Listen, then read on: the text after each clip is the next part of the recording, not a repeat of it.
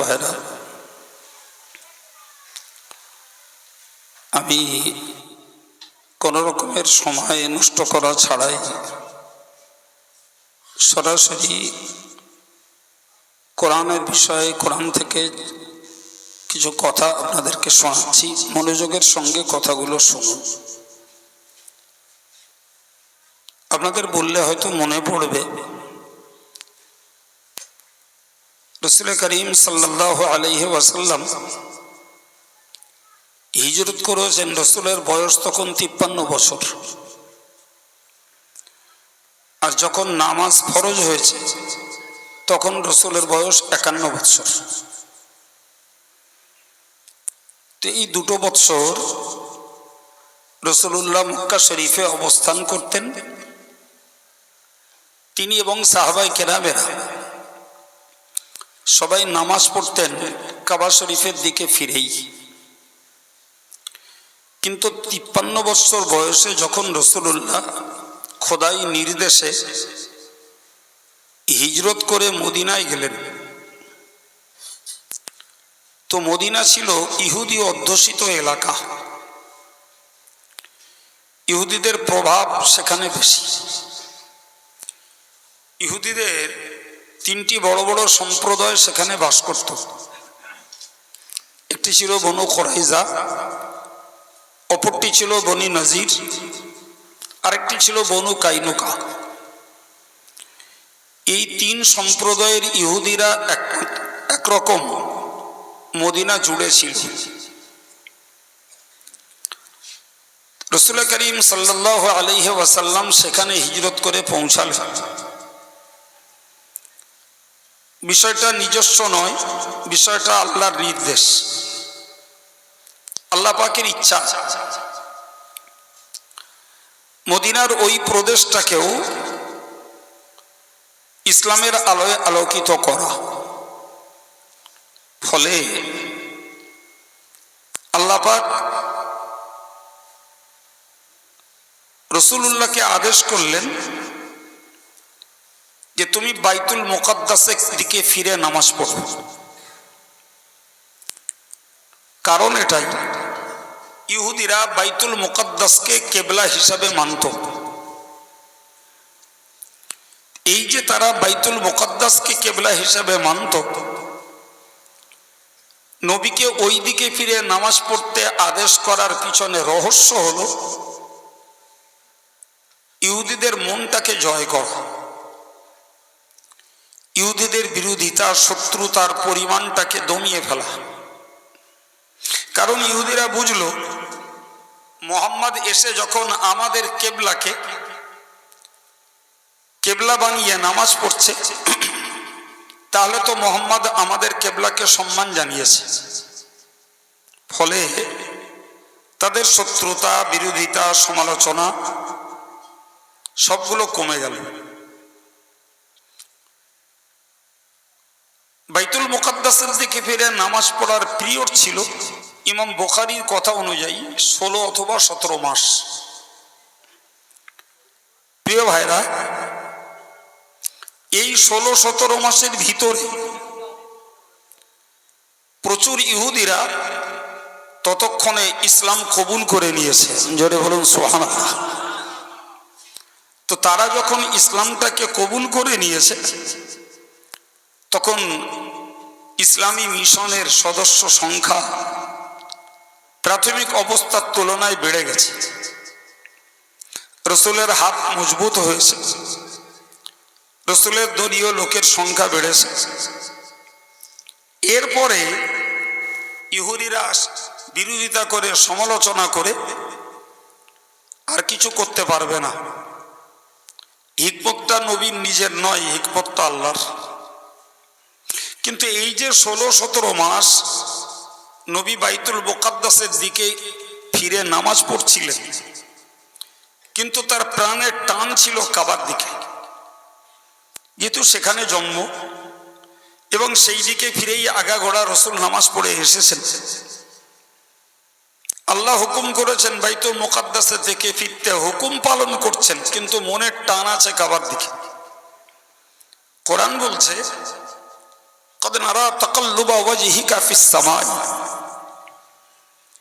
আল্লাহ বলছেন আমি দেখি তুমি তোমার চেহারাটাকে আসমানের দিকে ফেরাও।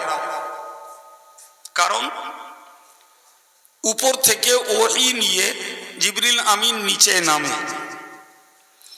রাসূলের মনের বাসনা হলো যে কখন জিবরিল আমিন ওহী আনবেন আর এনে বলবেন যে আল্লাহ পাক আপনাকে বাইতুল মুকাদ্দাস থেকে মুখ ঘুরিয়ে কাবার দিকে ফিরতে আদেশ করেছেন। এই আশায় আশান্বিত হয়ে নবী আসমানের দিকে তাকাতেন, বিশেষভাবে রাতের বেলা। তো আল্লাহ বললেন ফালানুওয়াল্লিয়ান্নাকা কিবলাতান তারদাহ, আমি তোমাকে ওই কিবলার দিকে, ওই কেন্দ্রের দিকে ফিরিয়ে দেব যেদিকে তুমি খুশি। সুবহানাল্লাহ।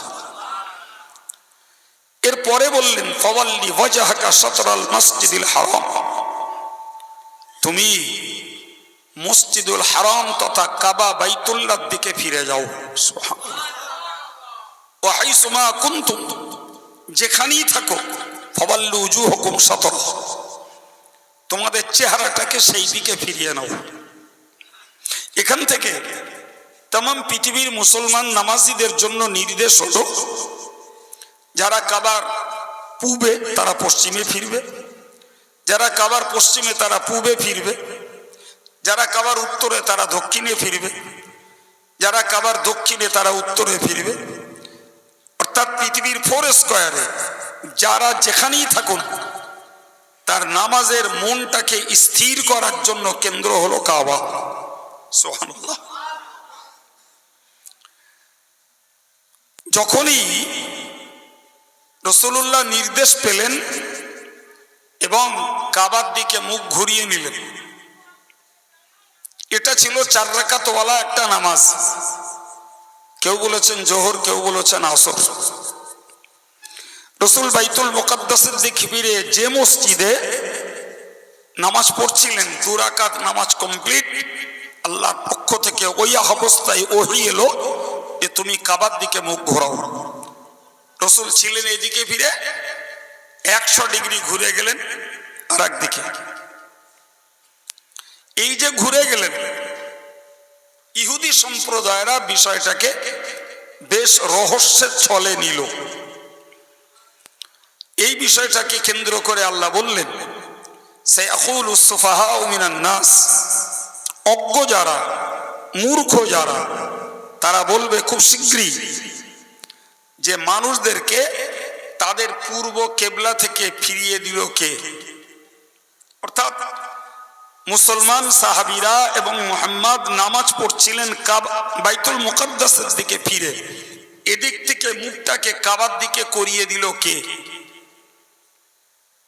আল্লাহ বললেন কুল, হে নবী তুমি বলে দাও, লিল্লাহিল মাশরিক ওয়াল মাগরিব, পূর্ব পশ্চিম উত্তর দক্ষিণ সবই আল্লাহর।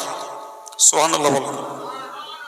সুতরাং যে আল্লাহ মক্কার জিন্দেগিতে 2 বছর কাবার দিকে ফিরিয়ে নামাজ পড়িয়েছেন, সেই আল্লাহ 16-17 মাস বাইতুল মুকাদ্দাসের দিকে ফিরে নামাজ পড়তে আদেশ করেছেন। আবার সেই আল্লাহ বাইতুল মুকাদ্দাস থেকে মুখ ঘুরিয়ে আবার পুনরায় কাবা মুখ করিয়ে দিয়েছেন। ব্যাপারটা কার? সবাই মিলে বলেন। ভাই, তাহলে আল্লাহ পাকের বিধানের উপরে ভুরু কুঞ্চিত করা, আল্লাহ পাকের বিধানের উপরে সমালোচনার পর্যালোচনা করা, এটি কখনো ইমানদারদের কাজ নয়। এটি কখনো, তো যারা সমালোচনা করছিল তারা অ্যাকচুয়ালি ইমানদার তো নয়, তাদেরকে আল্লাহ সুফাহা বলে আখ্যায়িত করেছেন। সুফাহা শব্দের অর্থ হলো অজ্ঞ, মূর্খ। জি, ইয়াহদি মান ইয়াশাউ ইলা সিরাতিন মুস্তাকিম, আল্লাহ যাকে ইচ্ছা করে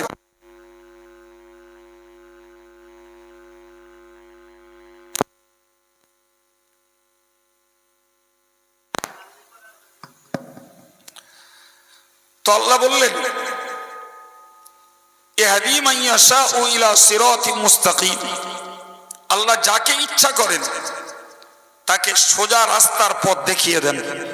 সুবহানাল্লাহ বলুন। যাকে ইচ্ছা করেন সরল রাস্তাটা আল্লাহ তাকে দেখিয়ে দেন। সুতরাং নবী একবার কাবা, একবার বাইতুল মুকাদ্দাস, পুনরায় কাবা, এই যে ঘোরাঘুরি করেছেন এটি নবীর নিজের ইচ্ছায় নয়, বলল বরং আল্লাহ পাকের নির্দেশ অনুক্রমে। জি, এরপরে ইহুদিরা আরেকটা হাওয়া তুলল। সে হাওয়াটা হলো এই যে ফের যখন কাবাকে কেবলা বানানো হয়েছে, ফলে এই যে 16-17 মাস মুসলমানেরা বাইতুল মুকাদ্দাসের থেকে ফিরে নামাজ পড়েছে, এই যে নামাজগুলো সব নষ্ট হয়ে গেছে, এদের নামাজগুলো নষ্ট হয়ে গেছে। ভাই এ আর এক সমস্যা। এখন এরা যখন এই হাওয়া তুলল, মানুষের কানে কানে আওয়াজটা পৌঁছে গেল, কানে কানে আওয়াজটা পৌঁছে গেল। তো যারা নিরীহ, দরিদ্র, দিনদার, ইমানদার সাহাবী, তাদের মনের ভিতরে একটা তঞ্চকতা শুরু হলো যে আমরা যে বাইতুল মুকাদ্দাসের দিকে ফিরে নামাজ পড়লাম, আরে এই নামাজগুলো যদি নষ্ট হয় তাহলে সেক্ষেত্রে তো আমাদের সওয়াব জোগাড়ের এ কর্মটা লসে রান করবে, ঠিক না ভুল? আমার আল্লাহ পাক কোরআন নাজিল করে বললেন লা ইউদিউ ঈমানাকুম। এখানে ঈমান শব্দের অর্থ হলো নামাজ। যে যারা বাইতুল মুকাদ্দাসের দিকে ফিরে 16-17 মাস নামাজ পড়েছে, তাদের আল্লাহ পাক তাদের একত্বের নামাজকেও নষ্ট করে দেবেন না। ইন্নাল্লাহা বিন-নাসি লারাউফুর রহিম। নিশ্চয়ই আল্লাহ পাক মানুষদের প্রতি তথা ঈমান ওয়ালাদের প্রতি যেমন স্নেহশীল তেমন দয়াশীল। সুবহানাল্লাহ বলেন, আর একটু মন খুলে বলেন।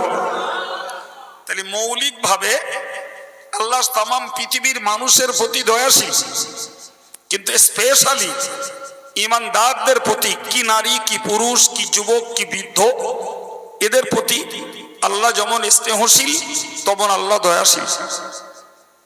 সম্মানিত ভাইরা আমার, এই এতগুলো কথা গুছিয়ে আপনার কাছে তুলে ধরার পর এবার আরেকটা কথা বলছি। আল্লাহ পাক ঠিক এই বিষয়টাকে কেন্দ্র করে কোরআন শরীফের 2 পারা 6 রুকুর গোড়ার আয়াত পাকটাতেই বলেছেন লাইসাল বিররা আন তুআল্লু উজুহাকুম কিবালাল মাশরিক ওয়াল মাগরিব। বললে শোনো, তুমি পূর্ব দিকে ফিরছো না পশ্চিম দিকে ফিরছো, উত্তর দিকে ফিরছো না দক্ষিণ দিকে ফিরছো, এদিকটাই নেকি নয়। নেকি হলো আল্লাহর হুকুম মানার ভিতরে নেকি। সুবহানাল্লাহ। আল্লাহর হুকুমটা কার্যকর করার মধ্যে নেকি। ভাই আমাদের আম জনতার ভিতরে এরকম একটা বিষয় কাজ করে, জি, কেউ একজনকে বলে তুই কাইম সাহেবের লোক, আরেকজন আরেকজনকে বলে তুই তো ফুরফুরার লোক। মানে বোঝানো হয় যেন যে কাইম সাহেব যেন ফুরফুরা বিরোধী, এরকম একটা বিষয়, এরকম একটা ব্যাপার। এদের যদি সেন্স থাকতো তাহলে একটা কথা এরা বুঝতো যে কোরআন বলছে কে পূব দিকে ফিরলো কে পশ্চিম দিকে ফিরলো, এতে নেকি নেই। এখন যদি কেউ কাইম সাহেবের পিছনে অনুসরণ করে সে যদি দিনদার, ইমানদার, নামাজি, মুসল্লি, আল্লাহওয়ালা হয়, আলহামদুলিল্লাহ, ওটাই কামনা, ঠিক কিনা বলেন? কেউ যদি ফুরফুরার পিছনে ঘুরে দিনদার, ইমানদার, আল্লাহওয়ালা হয়, ওটাই কাম্য। কিন্তু ব্যাপারটা এটা নয় যে তুমি ফুরফুরার কোনো হুজুরের ভক্ত না কাইম সাহেবদের কারোর ভক্ত, অথচ তোমার কাছে ধর্ম থাকবে না, তোমার কাছে নামাজ থাকবে না, তোমার কাছে শরীয়ত থাকবে না, তুমি যার ভক্ত হও তুমি ভুল করছো, ঠিক না? ভুল ভুল করছো তুমি, তোমার সিদ্ধান্ত ভুল হচ্ছে। তুমি কাকে ফলো করলে, এই ফলো করার মৌলিক স্বার্থ হলো কোরআন সুন্নাহকে মেনে জীবনটা তৈরি করা। কোরআন হাদিস ইজমা কিয়াসের আলোকে নিজের জীবনটাকে গড়া, এটাই হলো একজন ইমানদার মুসলমানের ধর্ম জীবনের মূল লক্ষ্য। এখন সেখানে যদি থাকে মাইনাস পয়েন্ট, সেখানে রয়েছে ঘাটতি, আর আমি শুধু অমুক অমুকের সমর্থক আর অমুক অমুকের সমর্থক এই বলে জিন্দাবাদ দিয়ে যাব, ভাই এটা নিশ্চিত চরম নির্বুদ্ধিতা। কোরআন শরীফে আল্লাহ বলেছেন, ফাইদা নুফিখা ফিস সূর ফালা আনসাবা বাইনাহুম। মহান আল্লাহ বললেন, যখন ইসরাফিল আলাইহিস সালাম সিংগায় ফুঁক দেবেন, তো সিংগায় ফুঁক দেবেন যখন, একটা ফুঁকে দুনিয়ার তৎকালীন সময়ের মানুষ প্রাণীকুল মৃত্যুবরণ করবে। ফের 40 দিন পরে আবার একটা ফুঁক দেবেন, পৃথিবীর বিগত আর তৎকালীন সময়ের মৃতরা সব জীবন্ত হয়ে উঠবে। আল্লাহ বলেছেন, ফাইদা হুম কিয়ামুন ইয়ানজুরুন, সবাই খাড়া হবে এবং দেখতে থাকবে। এরপর আল্লাহ পাক কোরআন শরীফে বললেন, ফালা আনসাবা বাইনাহুম ইয়াওমা ইযিন ওয়ালা ইয়াতাসাআলুন। সেদিন কে কোন বংশে, কার ডিগ্রি কতটা, কে কত অর্থের মালিক ছিল, কে কত বড় নেতা, কে কত বড় হুজুর, কে কত বড় মুফতি সাহেব, কে কত বড় পীর সাহেব, এই জাতীয় কোনো বিষয়ের বিচার সেদিন হবে না। এমনকি ইয়াওমা ইযিন ওয়ালা ইয়াতাসাআলুন, পীর তার মুরিদকে জিজ্ঞাসা করবে না যে বাবা তোমার অবস্থাটা কি। মুরিদ তার পীর সাহেবকে বলবে না যে হুজুর আপনার হাল কি। ছাত্র তার ওস্তাদের খবর নেবে না, ওস্তাদ তার ছাত্রের খবর নেবে না, গ্রামের মাতব্বরটা গ্রামের সাধারণ নাগরিকদের খবর নেবে না, মসজিদের ইমাম সাহেব মুক্তাদিদের খবর নেবেন না, মুক্তাদিরা ইমাম সাহেবের সেদিনের পরিস্থিতি কি খোঁজ একবারও করবেন না। ভাই কোরআনের এই স্পষ্ট বার্তাটাকে যারা ভুলে যায়, নিঃসন্দেহে তারা চরম অজ্ঞতার পথে চলছেন। মনে রাখুন, যেখানে বংশ, শিক্ষা, অর্থ, শক্তি, নেতৃত্ব এ জাতীয় কোনো প্রশ্ন নেই। প্রশ্ন কিসের? ফাআম্মা মান সাকুলাত মাওয়াজিনুহু ফাউলাইকা হুমুল মুফলিহুন। যারা নেকির পাল্লাটাকে ভারী করতে পেরেছে তারাই সেদিন সফল। সুবহানাল্লাহ। ওয়া আম্মা মান খাফফাত মাওয়াজিনুহু, যাদের নেকির পাল্লাটা হালকা হয়ে গেছে, ফাউলাইকা আল্লাযীনা খাসিরু আনফুসাহুম, তারা নিশ্চয়ই নিজেরা নিজেদেরকে ক্ষতিগ্রস্ত করেছে। কারণ ফি জাহান্নামা খালিদুন, তাদের অবস্থান হবে জাহান্নামে, থাকতে হবে চিরকাল। তাহলে এই অংশ থেকে আমাদেরকে একটা চেতনামূলক শিক্ষা নিতে হয়। সেটি হলো, আমি কার দলে, কার পিছনে ঘুরি, এ প্রশ্নের আগে আমি আমার নেকির পরিমাণ কতটা বাড়াতে পারছি, আমার নেকির পাল্লাটাকে ভারী করছি না নেকির পাল্লাটা হালকা হয়ে যাচ্ছে, এই ভাবনা যারা ভাবেন তারাই বুদ্ধিমান। কথা বুঝতে পারছি? আল্লাহ পাক এদিকে ইঙ্গিত করে বললেন, শোনো, পূর্ব দিকে আর পশ্চিম দিকে ফেরায় নেকি নেই। তুমি কার পিছনে, ওতে নেকি নেই, ওতে নেকি নেই। বরং নেকি কিসে? খুব গভীরতার সঙ্গে বুঝুন। এই আয়াত পাকে আল্লাহ পাক 6টি পয়েন্ট বলেছেন। কটা বললাম? 6টা। নাম্বার 1, ওয়ালাকিন্নাল বিররা মান আমানা বিল্লাহি ওয়াল ইয়াউমিল আখিরি ওয়াল মালাইকাতি ওয়াল কিতাব ওয়ান নাবিয়্যিন।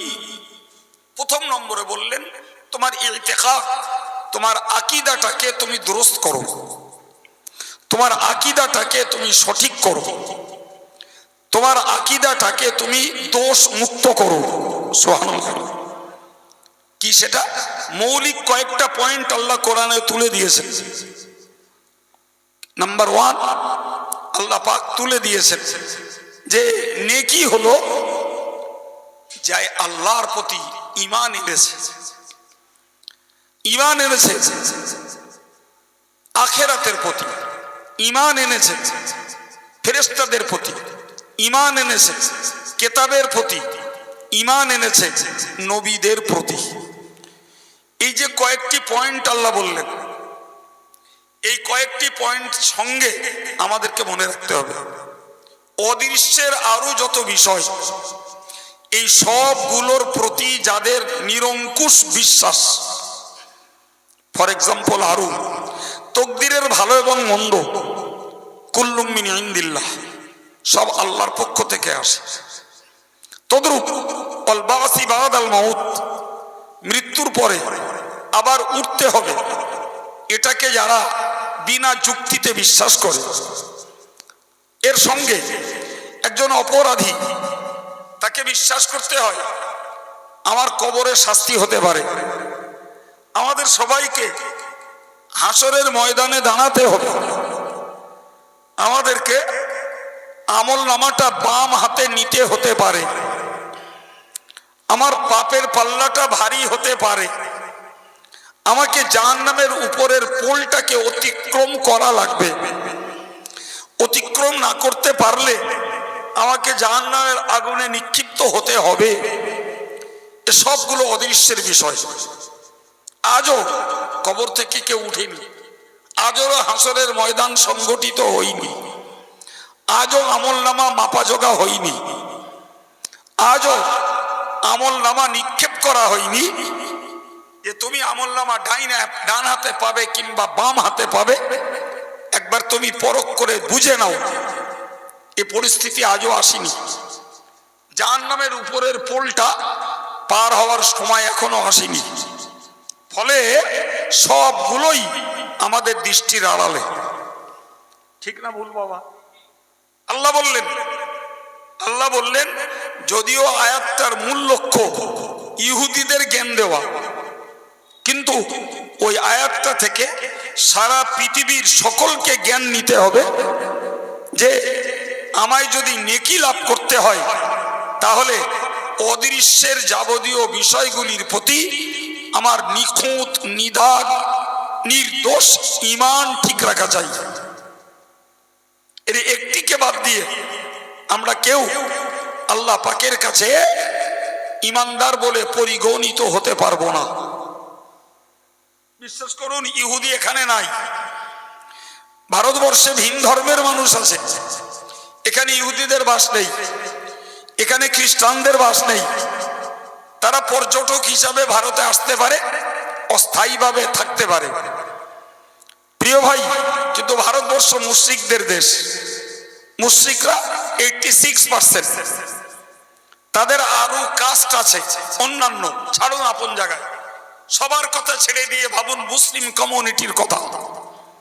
যদি এই অংশটুকুই নিয়ে আমি আপনাকে বিশ্লেষণ করি, অনেক কথা বলতে পারবো, অনেক কথা। প্রিয় ভাইরা আমার, কোরআন শরীফে আল্লাহ বলেছেন ওমা ইউমিনু আকসারুহুম বিল্লাহ ইল্লা ওহুম মুশরিকুন।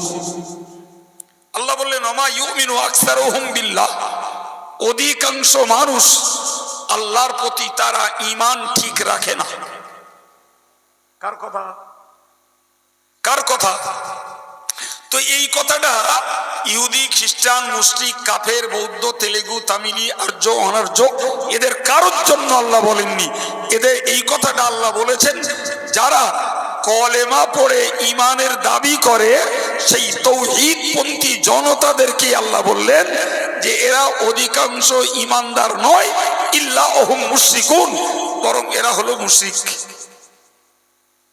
ভাই, যারা ঈমান মূলত আনেনি তাদের নিয়ে আমাদের টেনশন নয়, কিন্তু আমার ভাইরা, আমার মায়েরা যারা ঈমান আনবার পরে শিরকের দোষে বিজড়িত, তাহলে এরা তো এদের বিশ্বাসটাকে নিখুঁত করতে পারলো না বাবা। এই পেরেছে কি? হ্যাঁ, তাহলে তোমার নিজস্ব নেকি সঞ্চয়ের পথে বাধা পড়ছে, যেহেতু তোমার ঈমান ঠিক নাই। ফর এক্সাম্পল, যদি আমি ঘুরিয়ে যদি বলি ভাই, প্রচুর মুসলমান ছেলে মেয়ে আছে ভারতবর্ষে, পশ্চিম বাংলায়, যারা আজও কোনো দরগায় যেয়ে মাথা ঠোকে, যারা আজও কোনো পীর অলিদের মাজারে যেয়ে সেখানকার ধুলো মাখে, যারা আজও পীর অলিদের মাজারে যেয়ে সেখানে ভিক্ষা করে, যাত্রা করে, যারা আজও পীর অলিদের মাজারে যে সেখানে তেল পানি রেখে দিয়ে কেউ ফুঁফা দেয় না, সেই তেল পানি ব্যবহার করে, যারা আজও পীর অলিদের মাজারে যে সেখানে তারা ছাগল গরু হাজত মান্নত করছে। কথা বলেন, কথা বলেন, আমি গল্প বলছি না বাস্তব? হ্যাঁ, যদি বাস্তব যদি হয়, এরা বলো কলেমা পড়া ভাই বোন, এরা বলো কলেমার দাবিতে এরা তৌহিদপন্থী, এরা একত্ববাদের বিশ্বাসী সম্প্রদায়, অথচ আল্লাহর ওই আয়াত পাকের কথাটি এদের জন্য প্রযোজ্য। কারণ তোমার রিজেক, তোমার সম্মান, তোমার সন্তান, তোমার রোগ মুক্তি, তোমার সুস্থতা, সবকিছুর একছত্র অধিপতি আল্লাহ, এটাই তো তোমার ঈমান। হ্যাঁ না বলে, আমার কথা বুঝতে পারেননি? আমার রিজেকের মালিক কে? আমার সম্মানের মালিক কে? আমাকে সন্তান দেওয়ার মালিক কে? আমাকে রোগ সুস্থ করার মালিক কে? আমাকে অপমান করার মালিক কে? প্রিয় ভাইরা আমার রোজগার দেওয়ার মালিক কে? তাহলে যে বিষয়গুলির সঙ্গে ঈমানের সম্পর্ক, আমি সেই বিষয়গুলির ক্ষেত্রে যদি আমার বিশ্বাসটাকে আমি চেঞ্জ করে আমি মনে করি পীরের দরবারে হাজত করলে আমার ছেলে হবে, আমি যদি মনে করি ডাক্তার বাবু আমার রোগ সারাবে, আমি যদি মনে করি যে অবৈধ কর্ম করলে তবে আমার রিজেক হবে, ভাই এই জাতীয় কাজগুলি এই বিশ্বাসের বিরোধী কিনা? বলেন বলেন বলেন, বিশ্বাসের বিরোধী। তাহলে বিশ্বাসের বিরোধী মানেই তার ঈমানটা সর্বনাশ হচ্ছে। এখন তুমি এই দাগওয়ালা, দোষওয়ালা, খুঁতওয়ালা ঈমান নিয়ে তুমি যদি নামাজ আদায় করো, তুমি যদি রোজা করো, তুমি যদি জিকির করো, তাসবিহ পড়ো, দান সদকা করো, আলেম ওলামা ভক্তি করো, পীর পীরজাদাকে ভক্তি করো, তোমার একটাও তো তোমার জন্য উপকারে আসবে না। কারণ মুশরিকের কোনো ইবাদত আল্লাহ পাকের কাছে মকবুল নয়। সুতরাং আমি ওয়াজ করতে বসিনি ইহুদি খ্রিস্টানদের কাছে, আমি আলোচনা করতে বসেছি ইমানদার মুসলমানের কাছে। সুতরাং ইমানদার মুসলমানকে বিশ্বাস করতে হবে যে আমার ইমানের কোন রকমের খুঁত খাত আল্লাহ পাক বরদাস্ত করবেন না কোনো অংশে, কোনো অংশে।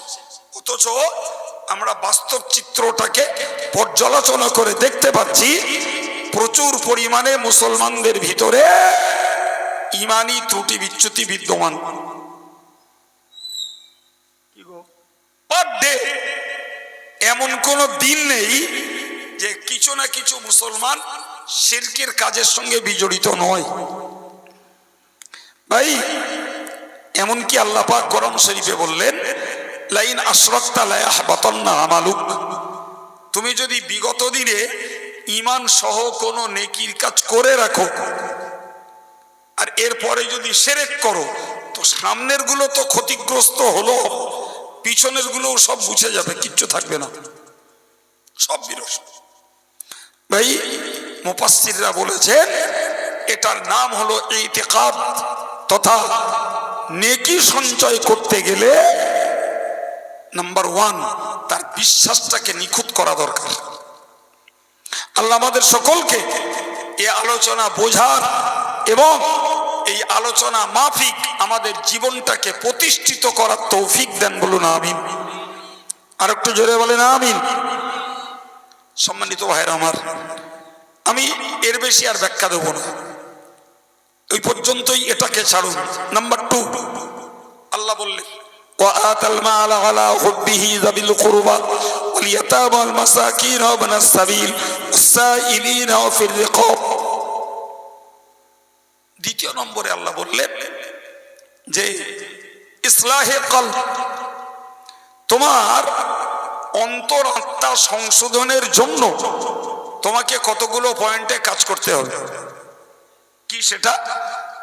আল্লাহ বললেন যে ওই লোকটা, যে লোকটা তার মালকে, তার অর্থকে মালের মোহাব্বত থাকা সত্ত্বেও আল্লাহর মোহাব্বতে দান করে, ওই লোকটা নেকির জোগাড়ের মালিক, ওই লোকটা সওয়াবের হকদার। কথা বোঝা গেল কি? আচ্ছা, মালের প্রতি মোহাব্বত নেই কার? আপনারও আছে, আমারও আছে। যেহেতু জগৎ অর্থের সঙ্গে সম্পর্কের একটা জায়গা, অর্থ ছাড়া দিন দুনিয়া কোনোটাই চলে না, কোনোটাই না। ধর্ম করতে গেলেও অর্থ চাই, সংসার চালাতে গেলেও অর্থ চাই। আল্লাহ বলেছেন, ওয়া ইন্নাহু লিহুব্বিল খাইরি লাশাদীদ। মালের প্রতি মানুষের মহব্বত অত্যন্ত গাঢ় মহব্বত, খুব গাঢ় মহব্বত। সম্মানিত ভাইরা আমার, তাহলে গাঢ় মহব্বত যে অর্থবিত্ত সহায় সম্পদের উপরে, আল্লাহ পাকের বক্তব্য, ওই তোমার মালের প্রতি মহব্বত থাকা সত্ত্বেও আল্লাহর মহব্বতে তুমি মালকে দান করো। যাবিল কুরবা, তোমার নিকটতম দরিদ্র যারা তাদের মাঝে, ওয়াল ইয়াতামা, যারা বাপ হারা এতিম সন্তান তাদের মাঝে, ওয়াল মিসকিন, এবং যারা ওয়াল মাসাকিন, যারা দরিদ্র এদের মাঝে, ওয়াবনাস সাবিল, যারা পথচারী এদের মাঝে, ওয়াসসাইলিন, যারা ভিক্ষুক ভিখারি তাদের মধ্যে দান করো। অফির রিকাব, আর গোলামদেরকে মুক্ত করার জন্য তোমরা অর্থ খরচ করো। ভাই, গোলাম মানে দাস প্রথা। আজকে গোটা পৃথিবীতে দাস প্রথা নেই। একটা পিরিয়ডে মানুষ বিক্রি হতো আর মানুষ কিনত, সেই মানুষটাকে দাস বানিয়ে, মেয়েগুলোকে দাসী বানিয়ে তারা কাজে লাগাতো। আজকের দাস প্রথা উচ্ছেদ হয়ে গেছে, কিন্তু লেবারি প্রথা আছে। ভাই, এই যুগে ওই আয়াত পাকের শেষ কথাটার অংশ, অফির রিকাব, তোমরা গোলামদেরকে ছাড়াতে অর্থ খরচ করো।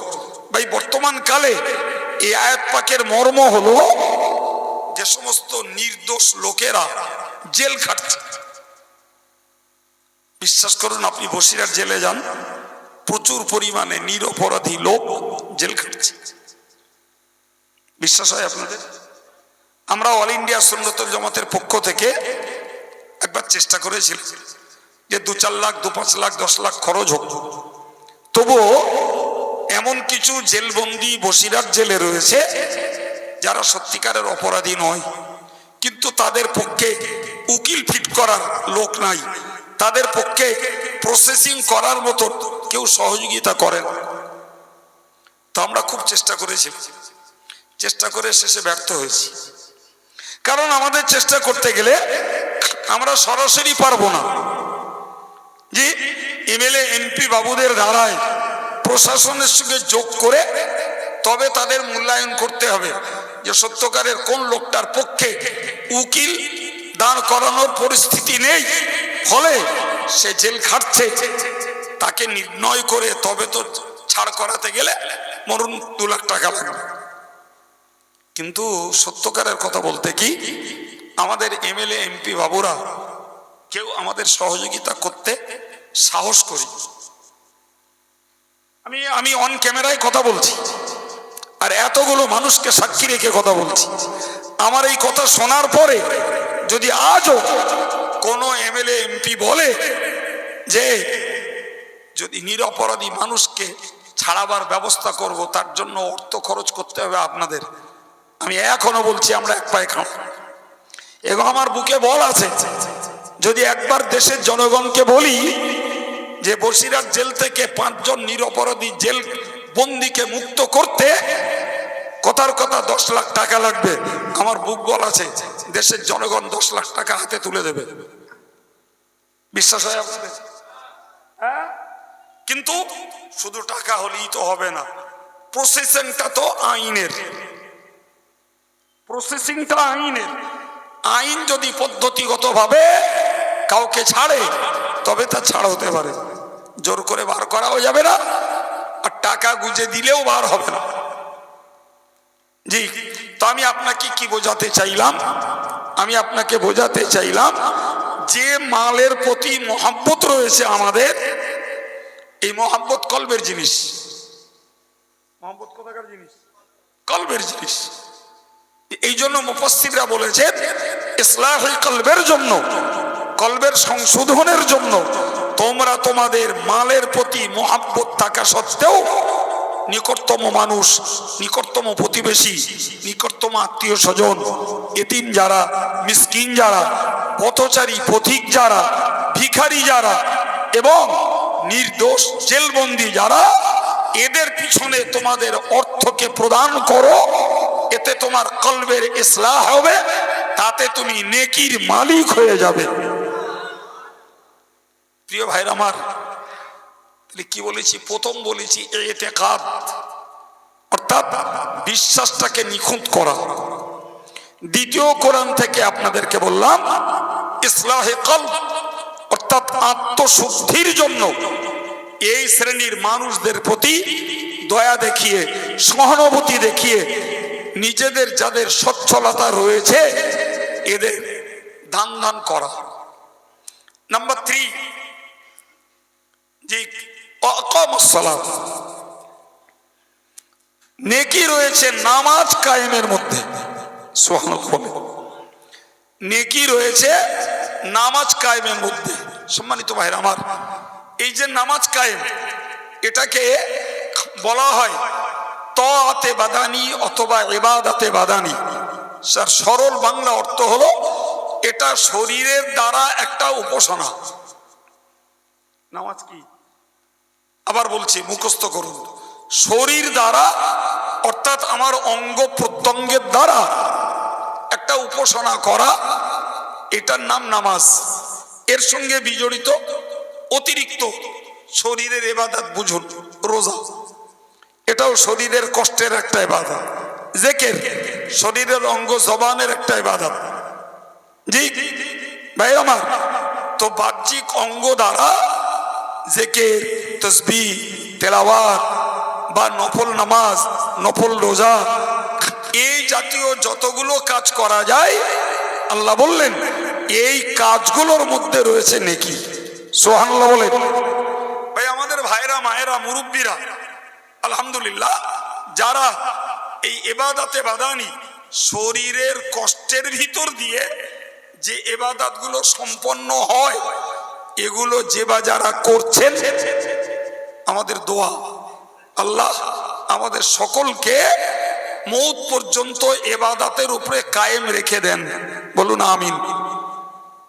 কারণ ইবাদত একটা পিরিয়ডে করে ছেড়ে দেওয়ার বিষয় নয় বাবা। জি, কোরআন শরীফে আল্লাহ বলেছেন ওয়াবুদু রাব্বাকা হাত্তা ইয়াতিয়াকাল ইয়াকিন। সূরা হিজরের শেষ আয়াত পাকে আল্লাহ বলেন ওয়াবুদু রাব্বাকা, ওগো নবী তুমি তোমার রবের ইবাদত করো, হাত্তা ইয়াতিয়াকাল ইয়াকিন, মৃত্যু আসা পর্যন্ত। এর মানে হলো ইবাদত কিছুদিন করে ছেড়ে দেওয়ার বিষয় নয়, বরং ইবাদতকে করে যেতে হবে কতক্ষণ বাবা? মৃত্যুর আগ পর্যন্ত। তবে তার সঙ্গে ফুকাহে কেরামেরা একটা শর্ত লাগিয়েছেন, সেটা হলো সজ্ঞানে থাকা। কি থাকা? অজ্ঞানীর উপরে ইবাদতের বোঝা চাপে না। সুতরাং সাবালেগ, সজ্ঞানী এবং সুস্থ, সাবালেগ, সজ্ঞানী এবং সুস্থ, এদের উপরে সমস্ত রকমের ইবাদতের বোঝা চাপে। এমনকি সাবালেগ, সজ্ঞানী, সুস্থ নেই, তারপরেও নামাজ ছাড় নেই। কথা ক্লিয়ার হচ্ছে? জড়িয়ে ফেলছেন না তো? প্রিয় ভাইরা আমার, তো এর নাম ইবাদতে বাদানি। এটার মধ্যে নেকি রয়েছে, এটার মধ্যে। এখন মনে করুন কোন মানুষ কৃপণ, তিনি দান করতে নারাজ। এখন তিনি যে দলীয় লোকই হন, প্রিয় ভাই, তার নেকির পথে বাধা। তুমি নেকির কাজ করছো না, কৃপণতা করছো, ফলে তোমার জন্য নেকি নেই। তুমি কোন দলের, কার ভক্ত, কার পিছনে জিন্দাবাদ দিচ্ছ, এটা ভাবার আগে তুমি ভাবো যে তুমি নামাজটা পড়ছো কিনা। নামাজি কিনা তুমি। এই জন্য আমি বললাম আলহামদুলিল্লাহ, যারা বিশ্বাস ঠিক রেখেছে, কলবের ইসলাহের জন্য, কলবের সংশোধনের জন্য নামাজ কালামগুলোকে যথাযথ পড়ছেন, ভাই দান ধন করছেন, এদের জন্য আমাদের দোয়া এবং আপনাদের দোয়া। কিন্তু আমার যে ভাইয়েরা, যে মায়েরা, যে প্রিয় যুবকেরা আজও যারা নামাজের প্রতি মোহাব্বত দেখাতে পারেননি, তাদের একটু চেতনা ফেরার দরকার। আপনি যার ভক্ত হন, নামাজ পড়বেন না, কেউ আপনার সহায় নেই, কেউ না, কেউ না। বরং মনে রাখুন, বরং মনে রাখুন, ফরজ, ওয়াজিব, সুন্নাত, সুন্নতে মুআক্কাদা, এই তিন প্রকারের নামাজে কারো ছাড় নাই, কারো ছাড় নাই। কোন ইমানদার সাবালেক সাবালিকা মুসলমানের ছাড় নাই। ফরজ, ওয়াজিব, সুন্নতে মুআক্কাদা এগুলি এক পর্যায়ের কম্পালসারি ডিউটি। এগুলো না করলে নিশ্চিত তিনি কবিরা গুনাহগার, মহা গুনাহগার। হ্যাঁ বাবা, স্বাধীনতা আছে। নফল নামাজ আমি পড়তে পারি, নাও পারি। নফল রোজা পড়তেও পারি, করতেও পারি, নাও পারি। নফল দান করতেও পারি, নাও পারি। নফল জিকির করতেও পারি, নাও পারি। নফল তাসবিহ পড়তেও পারি, নাও পারি। নফল তেলাওয়াত করতেও পারি, নাও পারি। যিনি করবেন তিনি আল্লাহর ঘনিষ্ঠ হবেন। সুবহানাল্লাহ বলেন। যিনি যত করবেন তার আমলের পাল্লাটা তত ভারী হবে। যিনি যত করবেন তিনি আল্লাহ পাকের নৈকট্য প্রাপ্ত বান্দায় পরিণত হবে। সুবহানাল্লাহ।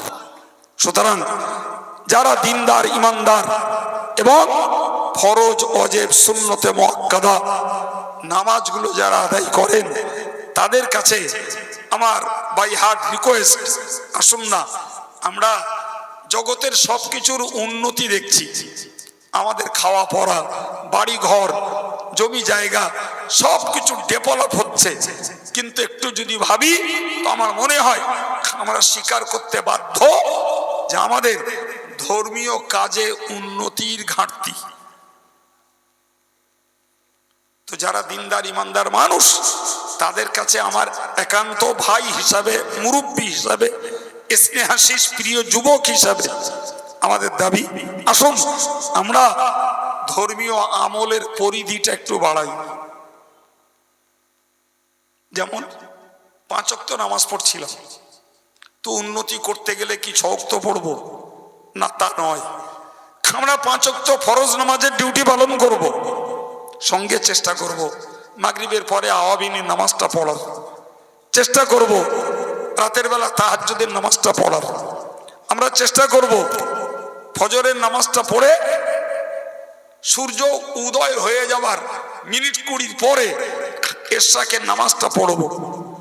যার সুযোগ আছে আর একটু বেলা চড়লে চাষতের নামাজটা পড়ব। তবেই আমাদের ধর্ম জীবনের কিছু উন্নতি হয়েছে বলে মনে হবে। তা না হলে আপনি খোঁজ নেন 40 বছর আগে 5 ওয়াক্ত নামাজি আজও সেই 5 ওয়াক্তই রয়ে গেছে। আমি আগেই জবাব দিয়েছি যে হুজুর তাহলে কি 6 ওয়াক্ত পড়বো? না, 6 ওয়াক্ত নয়, এই নামাজগুলোর কথা হাদিস শরীফে রয়েছে। তো 5 ওয়াক্ত যখন আমরা পড়ার দীর্ঘদিনের অভ্যস্ত হয়েছি, তাই এই নফলগুলো একটু বাড়াতে তো পারি। আমরা মাগরিবের নামাজ পড়ে কিছুক্ষণ তো একটু সময় দিয়ে আল্লাহ আল্লাহ করতে পারি, সুবহানাল্লাহ পড়তে পারি, আলহামদুলিল্লাহ পড়তে পারি, লা ইলাহা ইল্লাল্লাহ পড়তে পারি, আল্লাহু আকবার পড়তে পারি। ঠিক একইভাবে ফজরের নামাজ পড়ে এই তাসবিহ, তাহমিদ, তাকবীর, তাহলিল এই কালামগুলো তো আমরা পড়তে পারি। তবে তো বোঝা যেত যে আমরা আমাদের ধর্ম জীবনে কিছু উন্নতি করছি। আমার বলাটা খুব ভুল হচ্ছে বাপ? বলেন বলেন। সারা জীবন একই চলবে, একই চলবে, তাহলে এই নেকির পাল্লা ভারী হবে কিসে? আরে বাবা, ফরজ নামাজ, রোজা ওগুলো তো কম্পালসারি ডিউটি, ওর স্যালারিও ফিক্সড। দায়িত্বগুলো যেমন আবশ্যকীয় ওর মজুরিও বাঁধা ধরা, ওর সওয়াব বাঁধা ধরা। কিন্তু যত ওভার ডিউটি দেবো ততই মজুরি বেশি পাবো। ওভার ডিউটি কিছু করতে হবে। দেখেন না কোম্পানির ঘরে, সরকারের ঘরে 8 ঘন্টা কম্পালসারি ডিউটি, তাতে যা বেতন পায় 4 ঘন্টা ওভার ডিউটি দিলে সেই সম পরিমাণ বেতন পেয়ে যায়, বরং আরো বেশি পায়। ব্যাপারটা ওই রকমই। ফরজ, ওয়াজিব, সুন্নতে মুআক্কাদা এগুলো যেমন একটা নিশ্চিত দায়িত্বের কাজ, এগুলো করাই লাগবে। কিন্তু অতিরিক্ত যদি কিছু করি, আমার আল্লাহ খুশি হলে ভাই অনেক বেশি পরিমাণে সওয়াব আল্লাহ দিতে পারেন। সুতরাং আমাদের সকলকে এই সওয়াবের পাল্লাটা ভারী করার প্রতি একটু মনোযোগ বাড়াতে হবে বাবা। সম্মানিত ভাইরা আমার, মনে রেখে দিন, এশার নামাজ পড়ার পরে সাধারণত আমাদের নিয়ম হলো খাওয়া আর ঘুম। খুব কম লোক আছে যারা এশার নামাজ পড়ার পরে কাজ কাম করে, এমন মানুষ সংখ্যায় খুবই কম। তা আমি এশার নামাজ পড়ে যে শোবো আর ঘুমবো, একটু বসি না। এশার নামাজ পড়ে 100 বার একটু দরুদ শরীফ পড়ি না? ওটা একটা উত্তম সময়। এশার নামাজ পড়ে কিছুক্ষণ 100 বার সুবহানাল্লাহ, 100 বার আলহামদুলিল্লাহ, 100 বার লা ইলাহা ইল্লাল্লাহ, কি 100 বার বিসমিল্লাহির রহমানির রহিম একটু পড়লাম। হাত দুটো তুলে বললাম, আল্লাহ আমার আব্বা মা ইন্তেকাল করেছে, তাদের ক্ষমা করে দাও। আর আমি এই যে দোয়া কালামগুলো পড়েছি, আমার ভুলটাকে মাফ করে এর সব আমার আব্বা মার রুহে বকশিস করে দাও। কবে সভা দেব, কবে হাফেজ সাহেব ডাকবো, কবে ইমাম সাহেবের ডেকে বাড়ি নিয়ে যাব। তাই মৃত বাপ মা, দাদা দাদি, নানা নানি এদের জন্য দোয়া সবরেসানি করাবো। এটা হয়তো মাঝে মধ্যে ওকেশনালি আনুষ্ঠানিকভাবে সম্ভব, কিন্তু বিশ্বাস করুন কবরের মুর্দা যারা, তাদের অভাবের শেষ নেই। আমরা মরিনি বলে বুঝতে পারছি না, কিন্তু কোরআন হাদিস পড়লে বোঝা যায় তারা চাতক পাখির মতো দোয়ার সওয়াবের দিকে তাকিয়ে আছে। যদি পরিবারের ছেলে মেয়ে, বিবি বাচ্চা এরাই যদি দিনদার, ইমানদার, নামাজি, মুসল্লি হয়ে যায়, আর এরাই যদি দোয়া সবরেসানির দায়িত্ব নেয়, বিশ্বাস করুন মুর্দারা অনেক অনেক উপকার পাবে। এবং শুধু মুর্দারা পাবে না, আমি যেগুলো পড়বো ও সবগুলো আমারও তো সঞ্চিত হবে। প্রিয় ভাই আমার, কথার পৃষ্ঠে বলতে যেয়ে বললাম যে নেকি যদি পেতে হয় ইবাদতে বাদানি তথা শরীরের দ্বারা যে ইবাদত গুলো করা যায়, সেগুলোকে যারা করে তারাই সওয়াব পায়, শুধু জিন্দাবাদ দিয়ে পাওয়া যায় না বাপ। সম্মানিত ভাইরা আমার, আল্লাহ ভালো বলেছেন ওয়া আতাজ যাকাতা। 4 নম্বর কথা হলো, নেকি যদি পেতে হয় তোমাকে যাকাত আদায় করা লাগবে। নেকি যাকাত আদায়, নেকি টাকা পয়সা মুঠো করে রাখার মধ্যে নেই। হাত খোলো, হিসাব কষো, যাকাত দাও।